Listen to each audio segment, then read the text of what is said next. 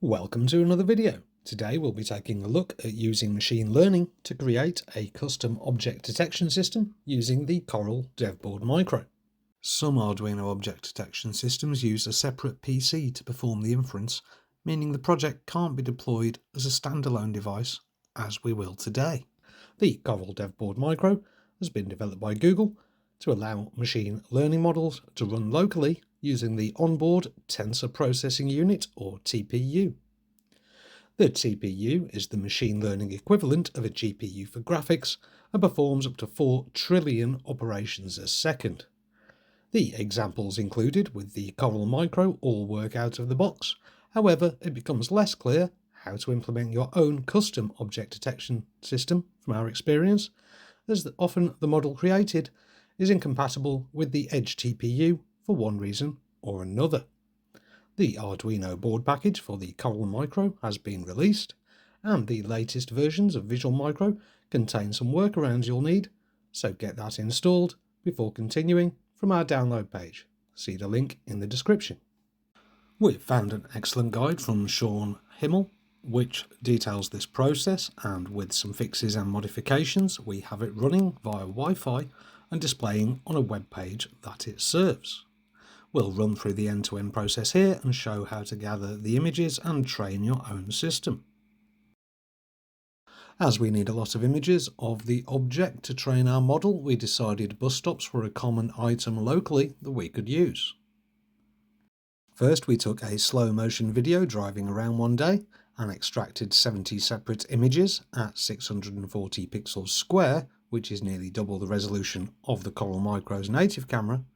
But any size image can be used at this point. However, the larger the images are, the longer the training will take. The extracted images need to be saved as JPEG files to a folder called Images, all lowercase, on your machine. Now we have all of the image files saved in the Images folder. We need to create the Annotations folder next to it. Again, this is case sensitive. Then we can go to the label image repo, link in the description, and download the latest released version to our PC.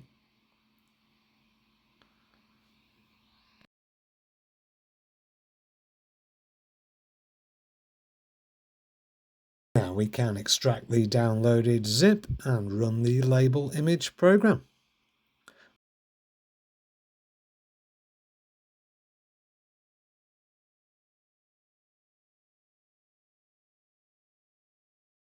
The security warning can be ignored if your machine shows it. Next, we can open all of our image files from the Images folder using the Open DIR button. As our dataset only contains one type of object, we can use the default label of a bus stop to save typing it in each time. Now we can click Create Rect Box and draw our bounding box around the bus stop by dragging and clicking, and hovering over it shows the label has automatically been applied on the right hand side. Now we can change the save directory to our annotations folder from before, so each XML annotation file is saved there when clicking save.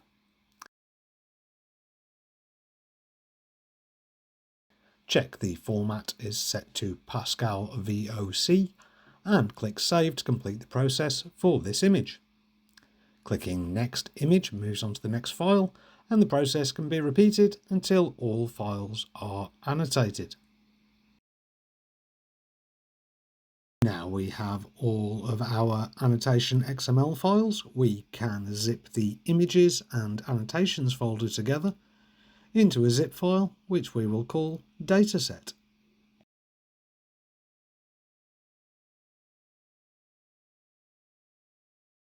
Now we can open a Google Colaboratory and open the Jupyter Notebook from the link in the description.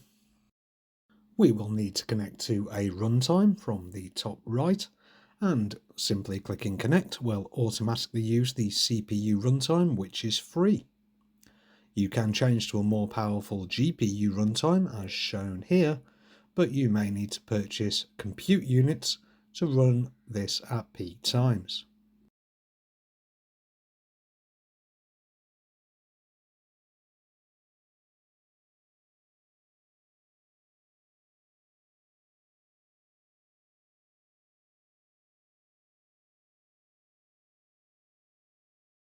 Now that's connected, we can see the resources available and in use in the top right, and then we can start to execute each cell one by clicking the play button on the left hand side.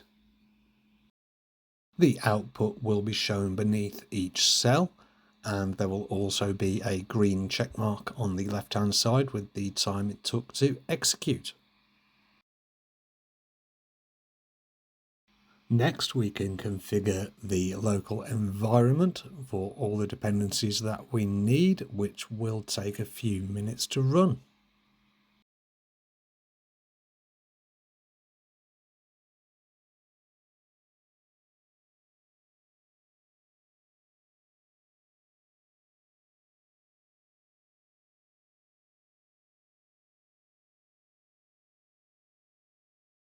Now we can import the required modules for Python for TensorFlow, and then we can check the TensorFlow version is correct for this method.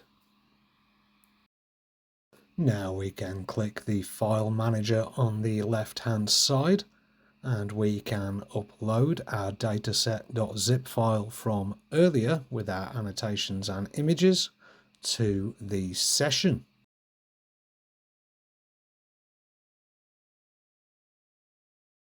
Note this will be deleted when you disconnect.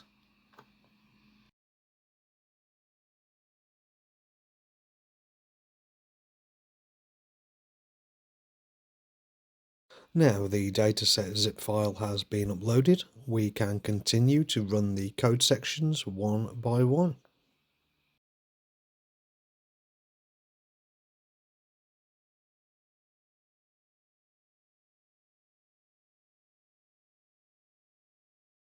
These will set up the data to train the model with and split the dataset for training and validation purposes.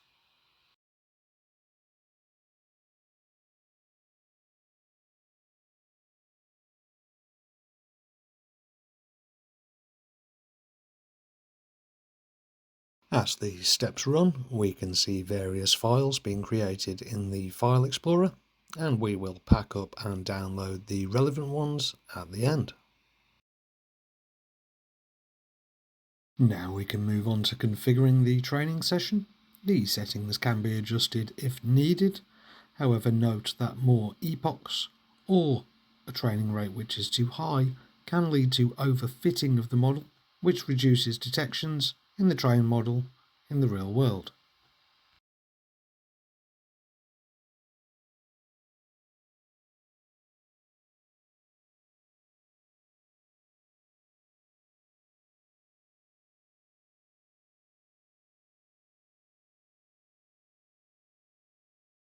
Now the training is running, it shows its progress in the output window, which if we scroll to the bottom, it will eventually start to show the training progress, as well as additional details about each epoch regarding the different types of loss.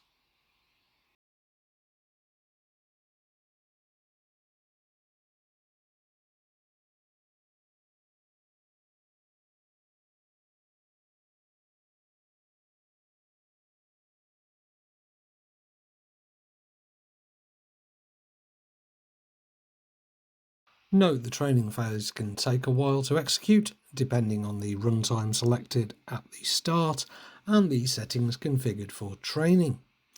In this example case, it takes about 17 minutes using the T4 GPU.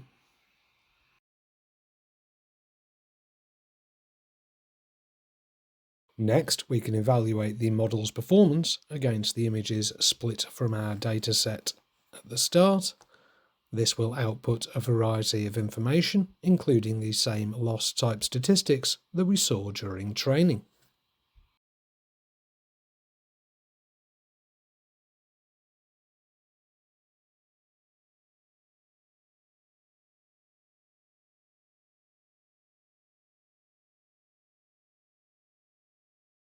Now we can export the model in multiple formats while it's available, so it can be used on everything from a PC to a web browser, and of course our Edge TPU on the Coral Micro dev board.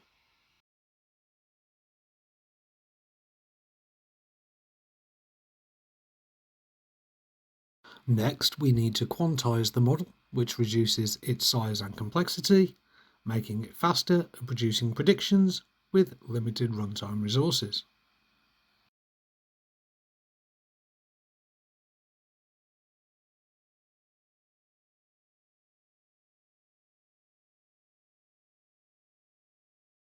Finally, we need to compile the quantized model for the Edge TPU architecture, so it can be run on our Coral Micro dev board.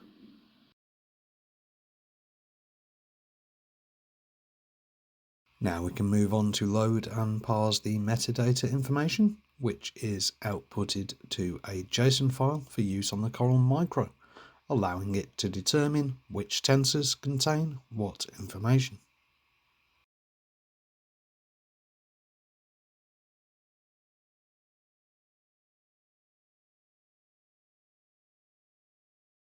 Finally, we can compress all the files we need to a zip, and then we can download them to our local machine's downloads folder.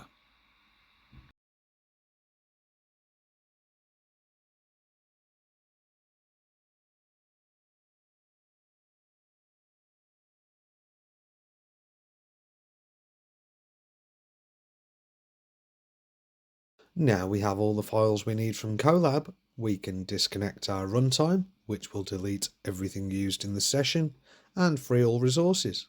If you were using compute units during your session, these will stop being charged at this point.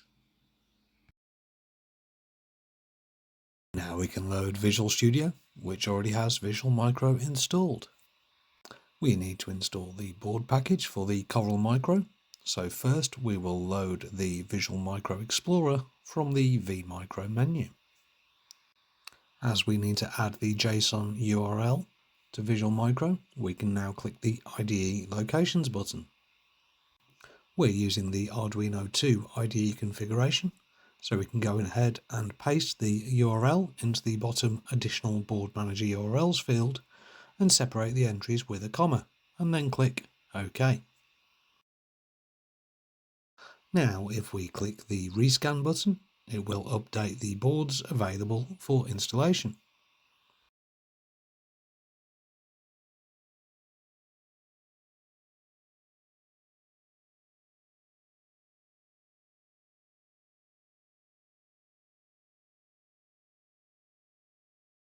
You should see the Coral package available in the list, which can be expanded to see the versions and boards available for it. We can click to install the latest version and then click OK on the prompt to proceed.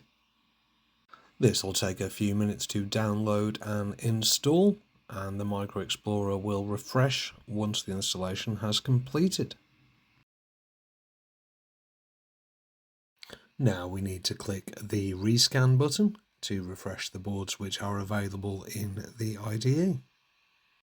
Once that's reloaded, if we click on the Installed tab, we can expand the Coral boards and then select the DevBoard Micro and Wireless add-on. We can download the pre-built solution from the link in the description and unzip this in a location on our PC. This contains our pre-built models that have been shown in this video. If we open the exported model zip file that we downloaded from Colab earlier and go into the folder structure, we'll be able to see that there is a metadata.hpp file and a model_int_edgetpu.tflite file. These are the two files if you're using a custom model, which we will need to move over to the project. The metadata.hpp file goes in the root of the project, and the TFLite file goes into the data folder so it's uploaded to the board.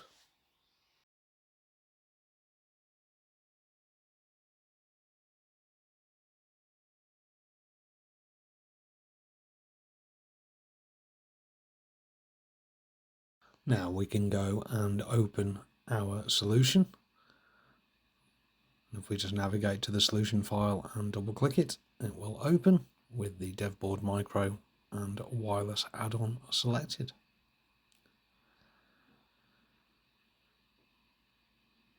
We can open the INO file in the Solution Explorer, and if we scroll down, there are the Wi-Fi SSID and password, which you'll need to configure to suit your network. If you connect your Coral Micro board and then select the COM port, we can build and upload the solution. This will take a few moments to compile. We've done it previously, which is why it's so quick, and then the upload will happen, which does take a moment or two, as it has to upload the application binaries as well as the TensorFlow Lite model and the web page, which will be served from the board.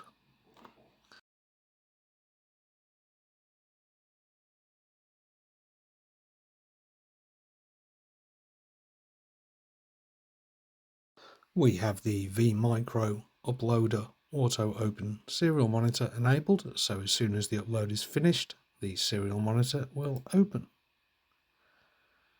There's some information output at the start regarding the Wi-Fi, and the file system is also printed out, so you can check that the various files are available on the board. Then it will show the address that it's been served on, and you can enter this into a web browser and point your Coral Micro at either a sample image that's not from your dataset, as we have here, or at an object in the real world.